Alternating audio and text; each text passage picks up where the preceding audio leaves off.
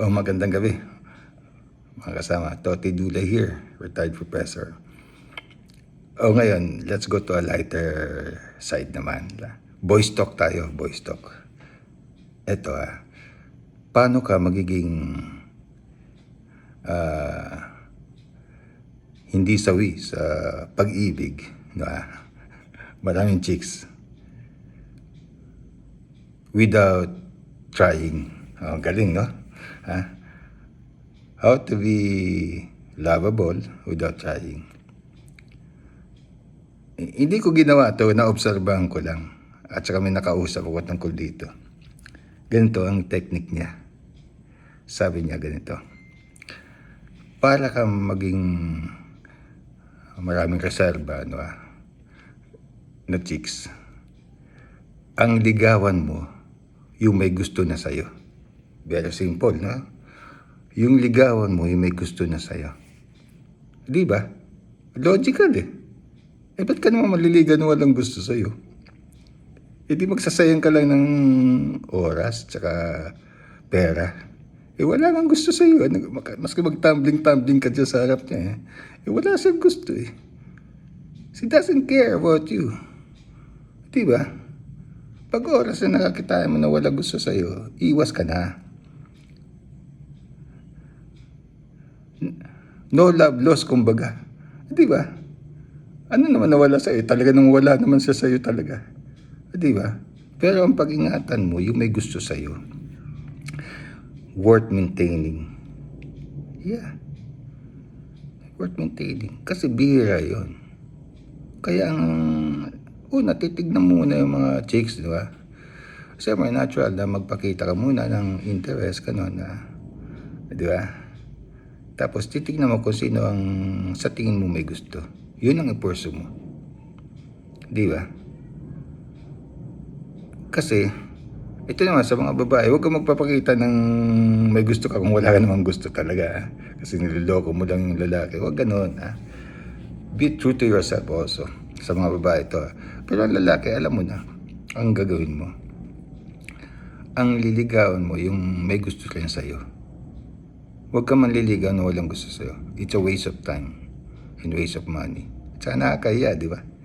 Alam mo nung wala siyang gusto sa'yo, hindi ka nga siya sagot sa text Di ba? Hindi ka nag-reply O kaya, hindi ka pinapansin hindi ka naman lang ina-admire. Di ba? Tapos pag pumunta ka, nagpapapansin ka, hindi ka naman pinapansin. Also, ano pinahawakan mo? No love loss Kahit na mawala siya, wala namang nawala talaga dahil wala naman talaga siya sa'yo on the first place, di ba? Kaya, you just freed yourself. Totoo. Ayun lang ang rationalization doon. Ano naman kung wala siya, wala naman talagang gusto siya sa akin. Di ba? It's just an ordinary thing to me. Example May magandang artista, halimbawa, Miss Philippines, si Catriona Gray. Maganda. Hindi ka naman kilala at wala siyang gusto sa'yo. Sino siya? Di ba? Why waste time? Di ba? Ganun ang doon, example. She's not part of your life. No? Why waste time? Ganun Yan naman kung maganda siya. Di ba? Kaibigan mo siya siguro or something. Or you admire her. Pero as a future partner in life, hindi. Wala siyang gusto sa'yo. So, yun. Isang technique. Mandigaw ka sa dati na may gusto sa'yo. Ngayon, isang tanong dyan. Sabi sa akin, actually, binabanggit ko to sa klase. Yung mga dull time na. Tapos na yung lecture. Tapos may konting minuto pa. Sabi ko, boys talk tuturuan ko kung paano maging babaero para patawan ng klase. Tuturo ko. Huwag kayong magliligaw nung walang gusto sa inyo.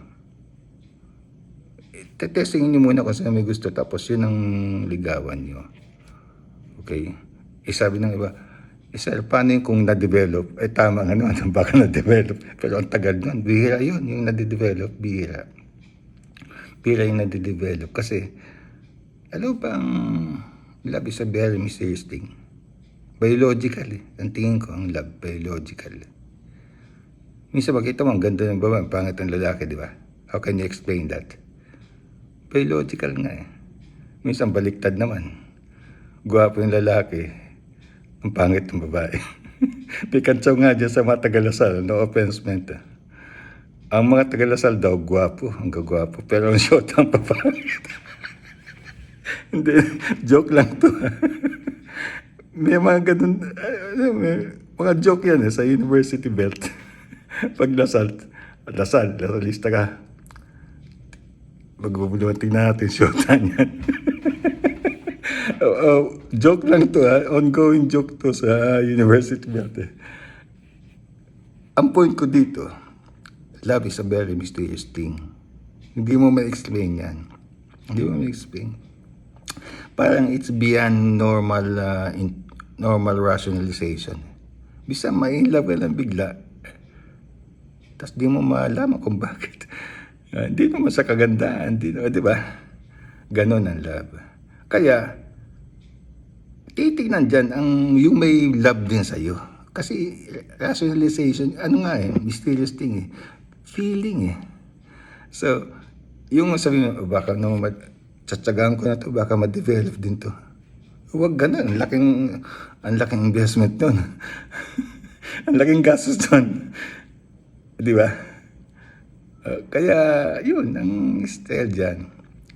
Tandaan nyo para maganda love life nyo, ang ligawan nyo may gusto na sa'yo. Huwag ka man liligaw na i-develop mo pa yung feeling. Ay kung hindi ma-develop, di sayang lang yung gastos mo at saka yung oras mo. May posibilidad na hindi ma-develop eh. Kasi unang-una, pag wala siyang gusto sa'yo, magpapaligaw sa iba yun. Eh kung mas gwapo sa yung nagpaligaw sa mas gwapo, di wala na. Ang laki ng ginastos mo. Anyway, so maliwanag tayo dyan. Voice talk. Atin natin lang ito mga lalaki. Okay, bye-bye. See you around next meeting. Bye-bye.